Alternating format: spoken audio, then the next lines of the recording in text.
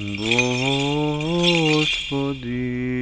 Ісусе Христе, Сине Божий, помилуй меня грешного. Отца і Сина, і Святого Духа. Амінь. Возлюблені во Христа Бога, браті і сестри, 40 дена от Великиот Пасхален пост се веќе завршил. Постот е испост. Пред нас се уште 7 подготвителни дни за празникот на сите празници, за радоста на сите радости, за торжеството на сите торжества, за победата на животот со голема буква над смрт. А победителот е истовремено и животодавец. Неговото име е Христос. Возлюбени во Христа Бога, браќи и сестри, почнувајќи од утре, почнува така наречената страстна седмица. Секој ден од таа седмица има посебно значење и е врзана за животот Христов.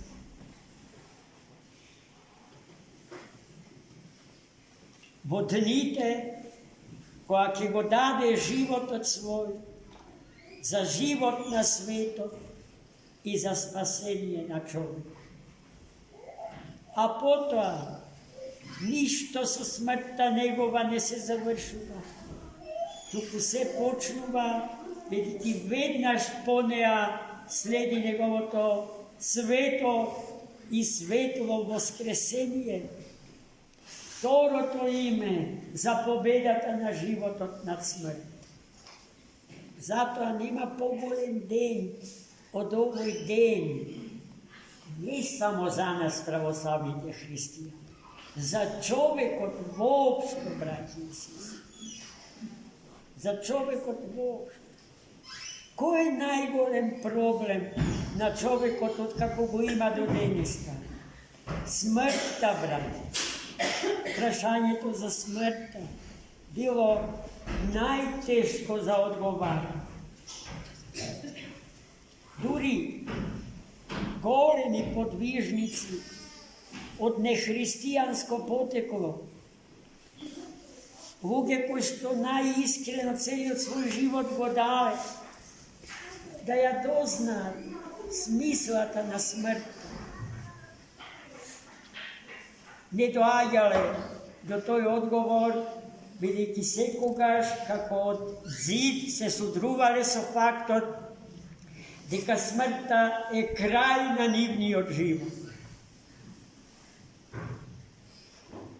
Зарем треба да ги спомнувам по име големите мудреци на истокот? Затоа Великден, браќи и сестри, Пасхата Господња, преминот од смрт во живот, преминот од смрт во безсмрти, е денот за кој што се живе, денот за кој што Господ човека го создал и светот во кој што човекот живе.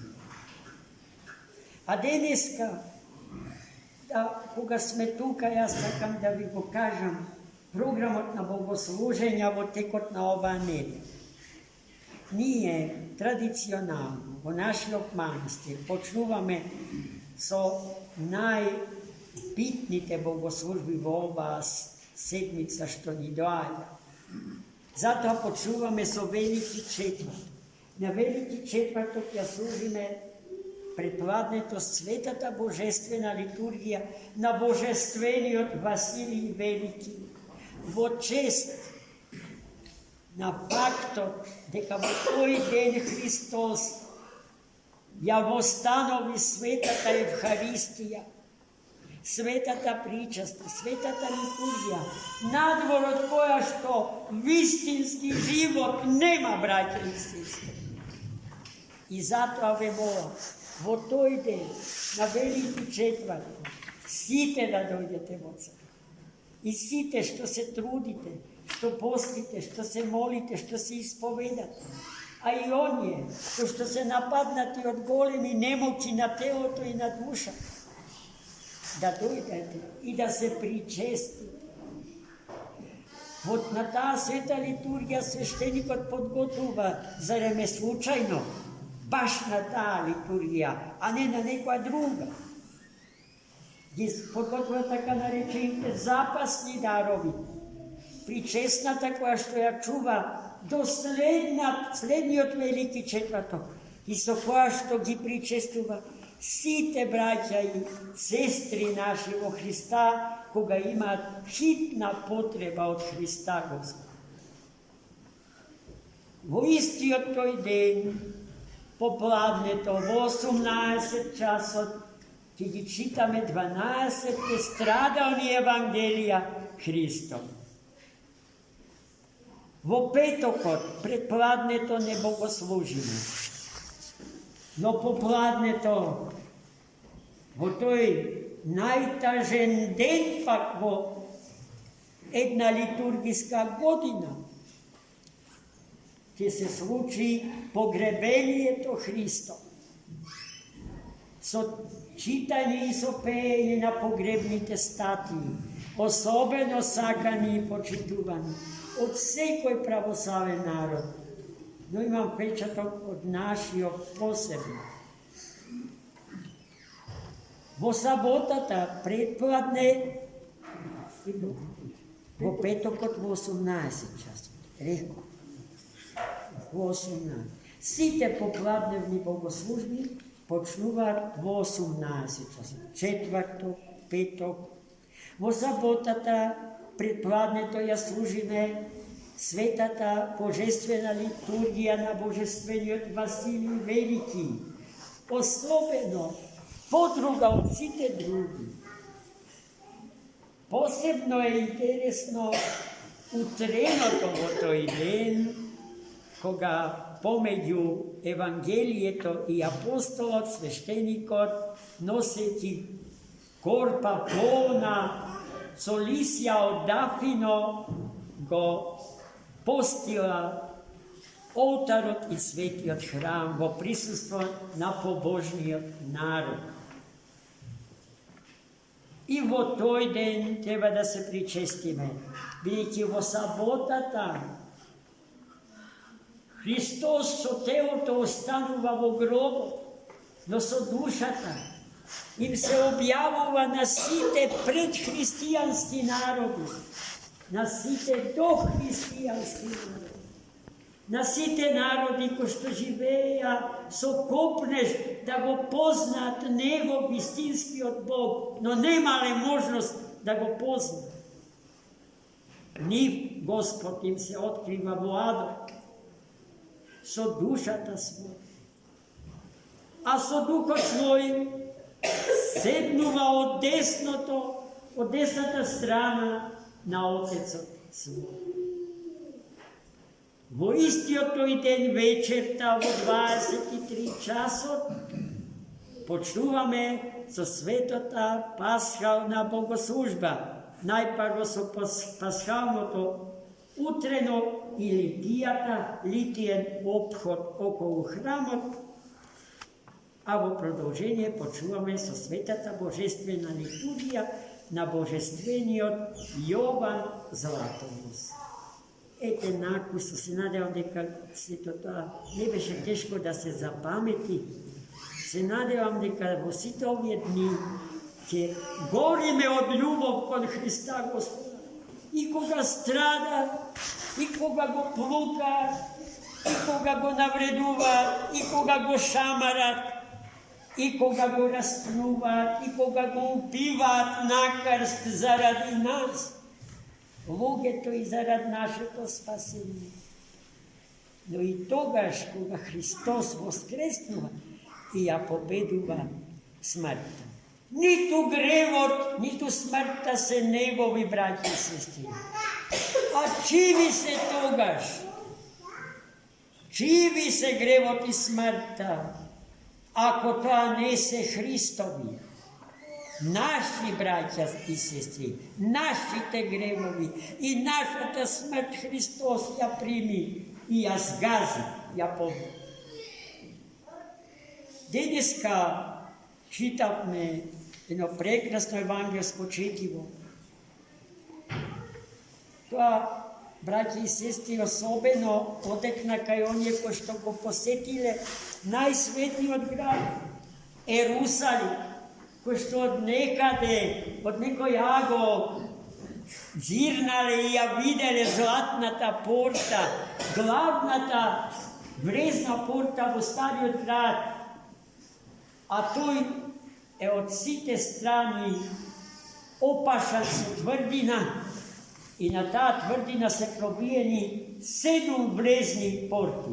Златната порта е главна порта во Ерусалим. Величествена, прекрасна. Низ неа на денешен ден Христос влезе во Ерусалим, откако ден пред тоа го направи чудото над сите чудеса, воскреснувајќи го мртвиот Лазар од Витанија, кој што цели 4 дена беше погребен во гроб и се распаѓаше, и смрадот на распаднатата човечка телесна природа се ширеше насекаде.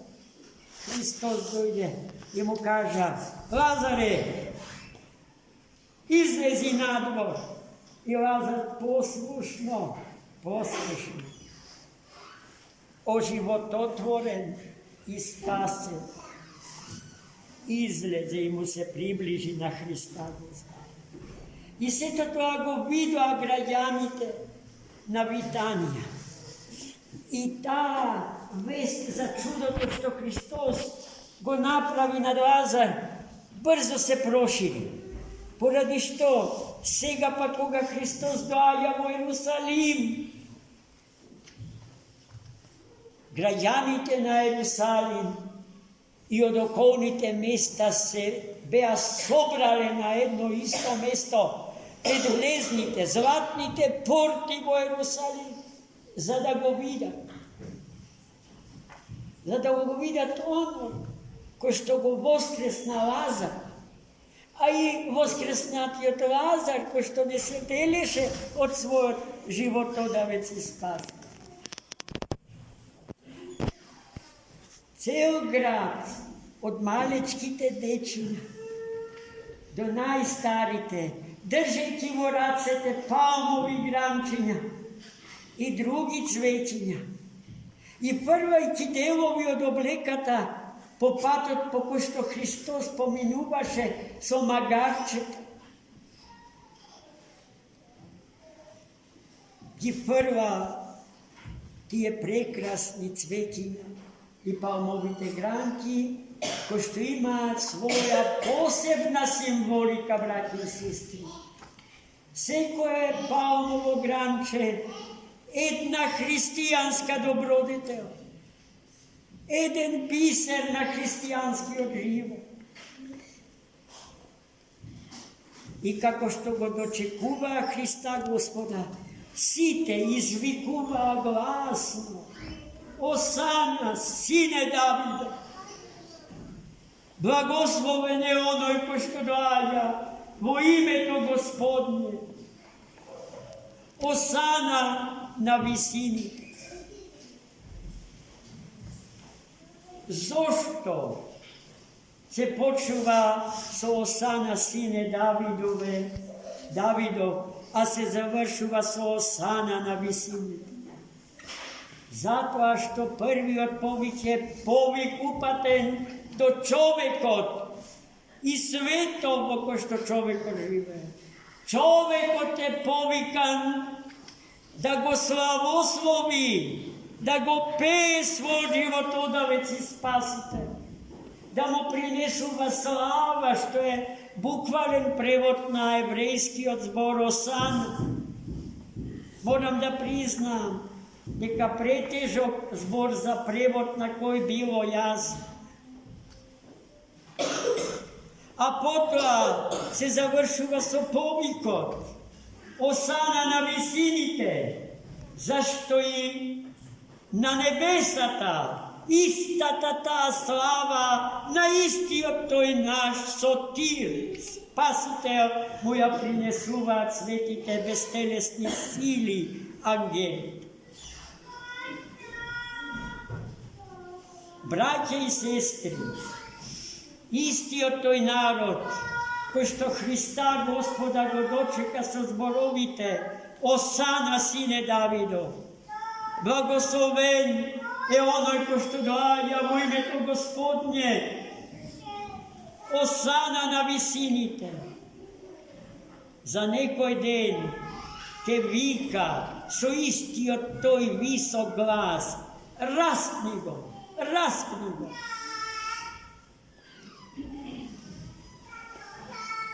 И ништо тоа не е тешко да се разбере, бидејќи граѓаните на Ерусалим сме ние. Ние, браќа и сестри, истото го правиме со Христос во нашите животи.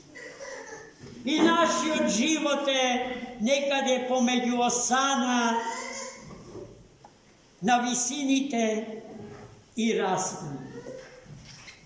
Господа не чува во мудрост, да ни ја чува љубовта, подготвеноста, да соумриме со умрениот Христос заради нас, да се сопогребиме со погребаниот Христос заради нас, да би му совоскреснале на воскреснатиот Христос. Амин. За многу години.